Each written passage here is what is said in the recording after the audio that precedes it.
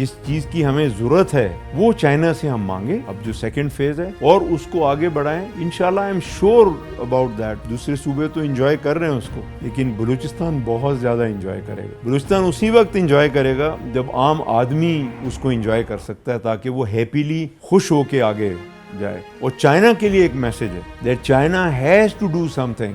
उनको हमारी federal government को इम्प्रेस करना होगा, उनको हमारी प्रोविंशियल गवर्नमेंट को इम्प्रेस करना होगा, और उनको हमारे अवाम नास तक पहुंचना होगा अपनी इमेज बिल्डिंग के लिए, ताकि जैसे हम अपने दूसरे सूबों को, दूसरे मुल्कों को अपने सीने से लगाते हैं, तो हमारी आम पॉपुलेशन भी चाइनीज़ को अपने सीने से लगाए। तो उसके लिए गवर्नमेंट को सिक्योरिटी इन्वायरमेंट अच्छा करना होगा, बहुत अच्छा करना होगा। हमारे लोगों को फॉरेन इन्वेस्टमेंट जो है उसको एक्सेप्ट करना होगा, और उनकी इमेज को बढ़ाना होगा और एक्सेप्ट करना बहुत ज़रूरी है।